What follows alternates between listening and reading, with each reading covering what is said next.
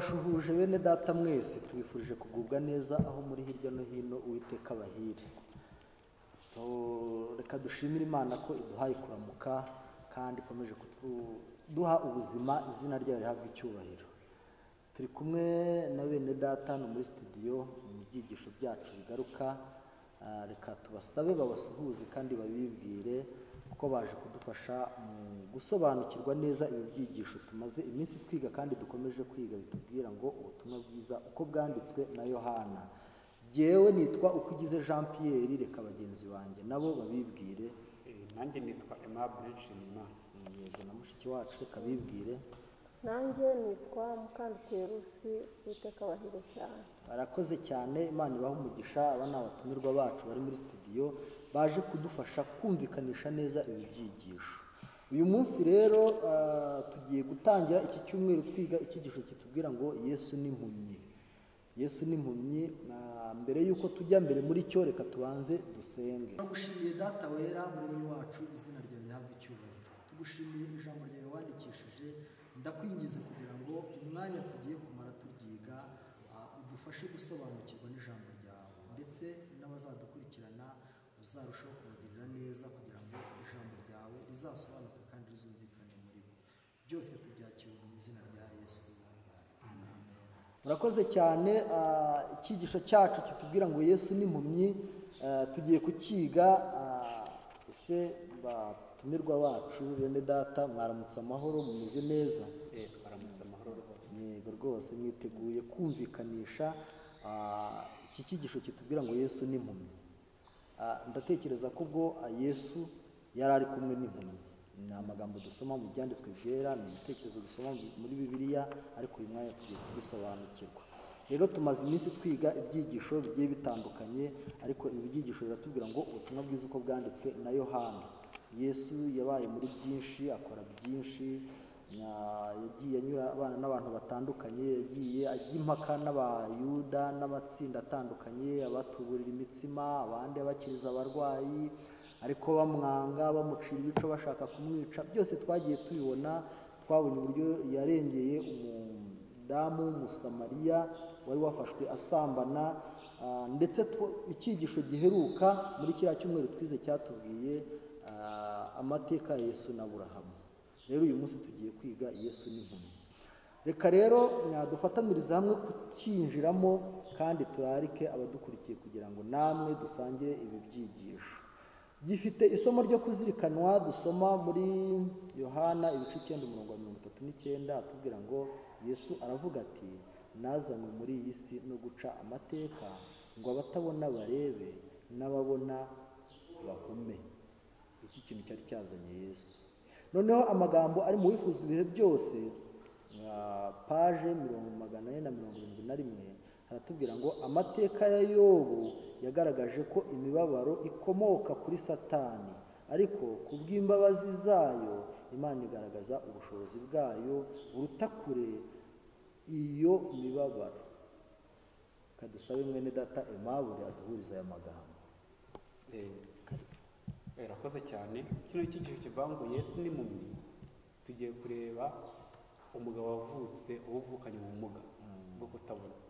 Murabizi ko nubwo nta bumuga bwiza bubaho, ariko ubumuga bwo kutabona ni ubumuga bubi cyane. Yego. Kuva kera umwana avuka kugeza abaye umugabo, nta kintu yari azi ku isi, yarumva gusa byumvisha amatwi. Rero ni ubumuga bubi cyane, ukumva avuye mu mubiri wawe ni mwiza utamuzi. Yego. Ni ikibazo. Rero ahangaha berekana neza yuko dukurikije n'umwuka w'abantu tumuvuzwe byose, ndetse dukurikije n'umutwe w'icyigisho ndetse n'amagambo tuzagenda tubona yuko dukurikije amateka yo, nubwo hari abantu bayapfobya ngo ntibyabayeho, ngo n'ibihimbano, ariko ibyanditswe byera ni ukuri. Byabayeho. Biriya n'ibitekerezo bya Satani abagira ngo apfobye ubutumwa bw'Imana. Batuzwa muri Yobu haravugamo ibyirema burya. Yego. Satani n'abagira ngo apfobye irema, buriya anarwanya igitabo cy'itangiriro kubi. Rero amateka yo atugaragariza neza yuko burya imibabaro ikomoka kuri Satani. Umuntu ubwo na ruhara babigezemo, ngo yakoze ibyaha, ngo yahemutse, ngo bityo Imana ngo iramwitura. Ntabwo Imana igira inzika ngo ihore, ahubwo amateka yerekana neza yuko iyi mibare ikomoka kuri satani no kuba uriya muntu aravutse ari impumyi ni satani abigizemo uruhare. yego turaje rero turabibona turimbika turebe uburyo Yesu ari mu isi burya yagiye afasha imbabare nk'izo ngizo. Icyo yamufashije n'iki byaje kugira izihe ngaruka nibyo tugiye kuzamara icyumweru twiga n'uburyo byakoze ku mitima y'abantu kandi bigakora ivugabutumwa, ariko ntibyanabujije n'abamuhiga kurushaho kumuhiga no gushaka kumugirira nabi. Reka tujye mu ngingo yo kuwa mbere rero. Mama Mbabazi Mukandutiye Rusi turi kumwe hano muri studio, ndibaza ko rwose turi tayari gufasha abadukurikiranye ndetse natwe ubwacu kumva neza ibi byigisho. Ingingo yo kuwa mbere iratubwira ngo ugusobanukirwa kurimo ubupfapfa. Ugusobanukirwa kurimo ubupfapfa. Reka dusabe Aimable adusomere muri Yohana igice cya 9 umurongo wa 1 n'uwa 2. Haratubwira ngo ni ikihe kibazo abigishwa babajije Yesu igihe babonaga uwo muntu wavutse ari impumyi. Akigenda abona umuntu wavutse ari impumyi, abigishwa baramubaza bati mwigisha, ninde wakoze icyaha n'uyu nguyu cyangwa n'ababyeyi be ko yavutse ari impumyi? Yego se reka tubaze Rusi, ubwo gusobanukirwa k'ubupfapfa kuri mahangaha ni ukuhe? Ugusobanukirwa k'ubupfapfa babajije Yesu bati uyu niwe wakoze icyaha cyangwa n'ababyeyi be. Kubera iki byiswe gusobanukirwa k'ubupfapfa? Ibyo batekerezaga byari ukuri ko uriya muntu yaba yarazize icyaha cye cyangwa icy'ababyeyi be. Urakoze cyane. Aha hantu habayeho gusobanukirwa kurimo ubupfapfa. Abantu cyangwa abafarisayo babonaga ko iyi mpumyi kuba ari impumyi byaturutse kuri we cyangwa se ku babyeyi be. Ugusobanukirwa ni ubupfapfa. Kuko bo bizeraga yuko igihe ingorane zibaye ku muntu, ibibazo bibaye ku muntu biturutse kuri we ubwe, ariko ibyo ni ugusobanukirwa nabi. Yego turaza kuzumva igisubizo Yesu yabashubije n'impamvu yacyo. Ni iyihe mitekerereze itari y'ukuri byerekeranye n'uburwayi yari ifitwe n'abayuda n'abigishwa, kandi ni gute Satani yabyungukiyemo?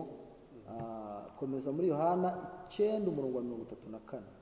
Ahabanza ahangaha bakomeza berekana kwa gutekereza kubi bari basanga bavuga yuko uyu muntu agize ibibazo bitewe n'ibyaha bye. 34 aravuga ngo baramusubiza bati wowe wavukiye mu byaha bisa, ni wowe utwigisha? Bamusunikira hanze. Ubwo byerekana ko kuba yari ameze kuriya ari ikimenyetso cy'uko yavukiye mu byaha. Ari umunyabyaha cyane kuruta abandi. Ariko Bibiliya iravuga ngo tuvukira mu byaha ni ba mama batubyariye. Ngo buriya si impumyi gusa, ahubwo natwe twese tuvukira mu byaha. Icyo bari bakirengagije rero. Bumva ko bo batavukiye mu byaha, ahubwo uriya muntu wabanaga n'ubumuga bwo kutabona ari we wavukiye mu byaha. Abadukurikiranye rero natwe iyi myumvire dukwiriye kuyihindura, kuko akenshi hari igihe tubona umuntu ufite ibibazo tukumva ko ari ingaruka z'uwo ari we, n'iby'iwabo cyangwa se ari amakosa ye. Ari amakosa ye. Twari nigibona n'umuntu ufite ubukene ngo ntabwo akora. Ngo ntabwo akora. Kandi aba yihirinze, aba yakoze, ariko tuvuga turiya ni umunebwe. Hari n'igihe tuvuga ngo ni imyaku, ngo ni imyaku y'iwabo, ngo naho yashatse, ngo yashatse umugore utera umwaku n'ibiki, abantu bakunda kubivuga. Aha rero ni imyumvire tugira, ariko nkatwe nk'abakristo, nk'abantu dukunda Imana, ibintu dukwiriye kubivamo tukamenya ko burya ari imyumvire ipfuye. Ni imyumvire y'ubupfapfa. Noneho reka dusabe Rusi adusomere hano mu gitabo cyitwa Uwifuzwa ibihe byose ku ipaje 471, atunyuriremo turushaho kumva neza aya magambo. Urakoze cyane. Ariko mbere yo kugira ngo nyasome, nasubira gato ku isomo ryo kuzirikana. Isomo ryo kuzirikana uko ritubwira ngo nazanywe muri iyi si no guca amateka ngo abatabona barebe n'ababona bahume.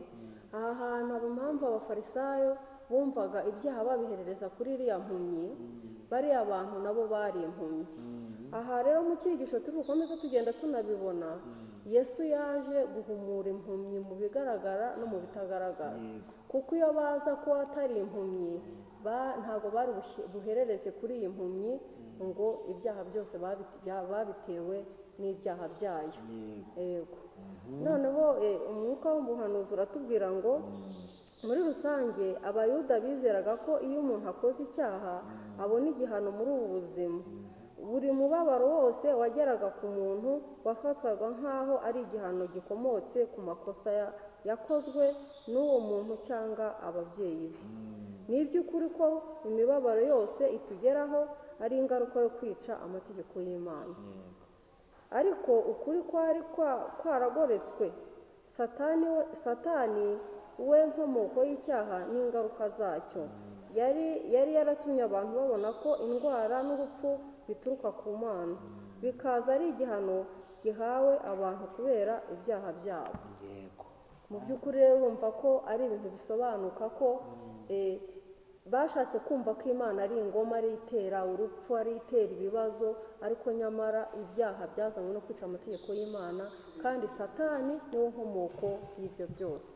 Yego, mawe iki kintu uracyumva ute wowe? Kuko hano birerekana ko ibyo bavugaga ku ruhande rumwe njye numvise byari ukuri. Ibyago tugira, uburwayi tugira, hano batubwiye ko bikomoka ku kwica amategeko y'Imana. None wabihuza ute kugira ngo turusheho kubyumva neza, cyangwa se n'abadukurikiranye wenda nabo bafite ukuntu banabitekereza, ni gute bo basobanuraga iki kintu mu buryo butari bwo? Kuko nkurikije uko Rusi adusomeye hano wakumva ko ari ukuri. Mbega kuba umuntu akora icyaha bikagira ingaruka ntabwo tubihakana. Uramutse wiyibye bakagufata guca amaboko hose nawe ubyikururiye. Ariko dukwiye no kuzirikana neza yuko Satani ari we nyirabayazana w'ibi byose. Kuko hano barabisobanuye, basobanura impamvu imyumvire Satani ari we yabashyizemo. Yabashyizemo yuko igihe umuntu ahuye n'ibibazo n'ingorane aba ari umunyabyaha mubi kuruta abandi. Noneho ingaruka yaje kubaho, abantu b'abanyamibabaro b'abanyamahirwe makeya baje kugira umutwaro wa mbere w'ibibazo bafite, bakongera bakaremererwa n'undi mutwaro wo gufatwa nk'abanyabyaha ruharwa mu bandi. Uwo rero uri umugambi wa Satani. Noneho ikindi kintu kibi kurutaho cyongera kuri icyo, hano barakivuze ngo muri ubwo buryo ibyo byarateguriye abayuda inzira yo kwanga Yesu, kuko Yesu nawe yaje yarishyizeho intimba zacu, yikoreye imibabaro yacu, noneho agafatwa n'abayuda nk'uwakubiswe n'Imana, agacumitwa nayo, maze bamwima amaso kugira ngo nawe bagaragaze yuko nawe ibimwaho byose ari ukubera ububi bw'imico ye cyangwa se ari ibyaha bye. Bituma rero Satani akora icyo kintu kugira ngo ategurize abantu kwanga Umukiza. Aha rero urumva ntabwo twakwirengagiza ko ibibi bigera ku bantu ari ingaruka z'icyaha, ariko dukwiriye kuzirikana ko twese ibitubaho byose burya bikomoka ku ngaruka z'icyaha. Ariko bariya abanyamibabaro dukwiriye kumenya neza ko burya atari bo bakoze ibyaha byinshi kuturusha, ahubwo ko ibyago bagize n'ibibazo bagize burya biberaho kugira ngo bitubere isomo. Rero mu kuri iki cyigisho ugusobanukirwa kurimo ubupfapfa hano kuragaragara, kuko kubirebaho gutya byatumaga abandi bibwira ko ari abakiranutsi. Mu ngingo zirya twarabibonye ko bumvaga ari abana ba Aburahamu, bumvaga ari abana bavukanye umugisha, ariko bigatuma batamenya neza icyaha cyabo ngo Yesu akibakize. Imana rero idufashe kandi iduhe umugisha no kurushaho gusobanukirwa ibi ngibi. Kadushimire abatumirwa bacu, mwakoze cyane kudufasha muri iyi ngingo, kandi tunashimire abadukurikiranye n'uburyo batwitaho bakadukurikirana. Mujye mureka dukurikirana ibi byigisho, tuzarushaho kumva byinshi muri byo. Uwiteka abahe umugisha rero, ibyigisho byacu nakagaruka. Imana ibahire mu izina rya Yesu. Amen.